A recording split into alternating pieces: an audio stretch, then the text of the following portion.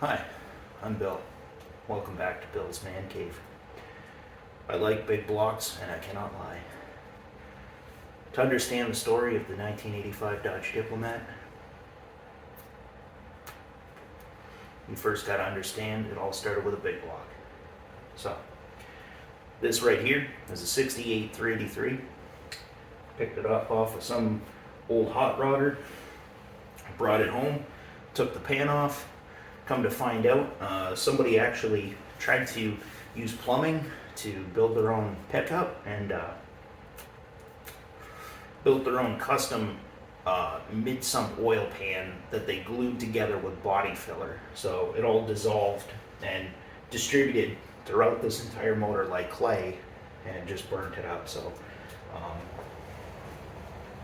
I thought that was the end of my big block journey.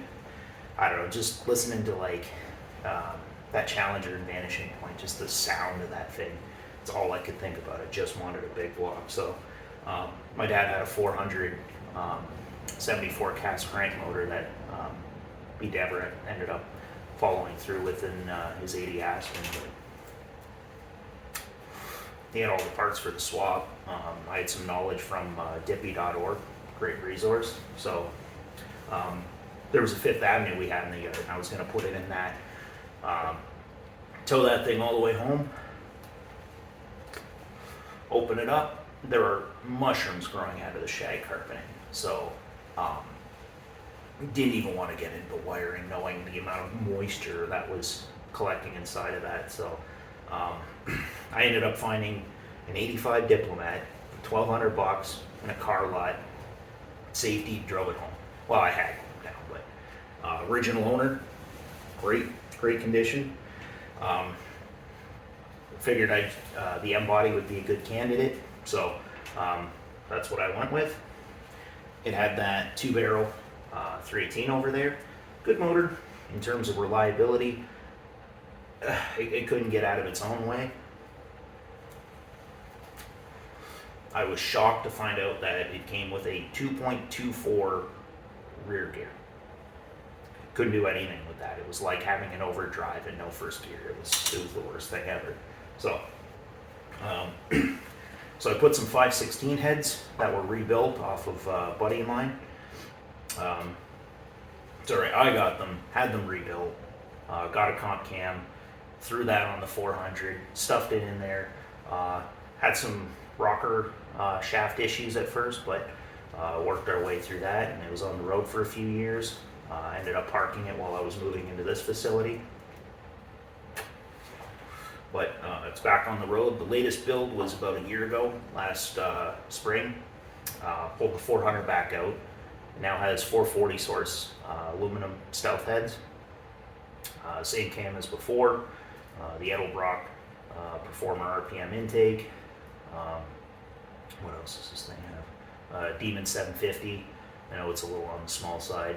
I used B-body long tube headers, and what I had was the tube on the driver's side closest to the firewall does this bend that hits your firewall. So if you chop that out, I had a local hot rod shop, speed shop, Westside Performance in Blenheim, great guys. They fabricated a new header tube, so they cut it at the flange, clocked it so it was straight down. It does disrupt the equal lengthness of them, but they weren't the best equal length headers to begin with. But it works, it's better than the small block headers that go through your steering shaft, so they just fit right in. It's great. So yeah, new Champion limited red. It's not this one. This one's actually the 22-inch version, but if you pick up the like the early 70s Charger rad, I picked up the 26-inch version, so that was essential because the stock rad, it just overheated all the time, so that's something to watch out for. It now has, it has 3-inch duals since it had the 318. I did the 11 3/4-inch big brake upgrade from Dr. Diff.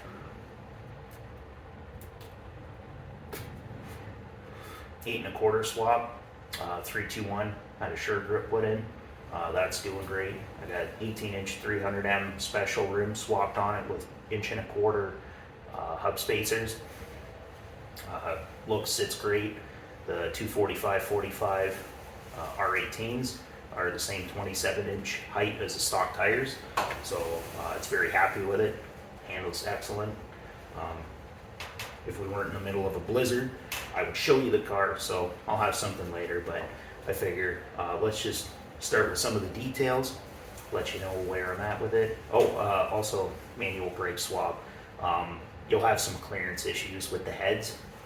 Originally I had to use a stamped valve cover because it was the only thing that cleared the brake booster. So if you want to run a B engine in those, you can, but you can't have any pretty cast valve covers like my nice Mopar ones. Those won't fit, so I did the manual brake swap. Now they clear. I have a 440 on standby that I might drop in it if things go sideways, but otherwise she's doing pretty good. We're having some issues. I think it's lifters, so we're going to do a lifter swap in the spring, and then we'll take it out for some pulls and get some videos for you.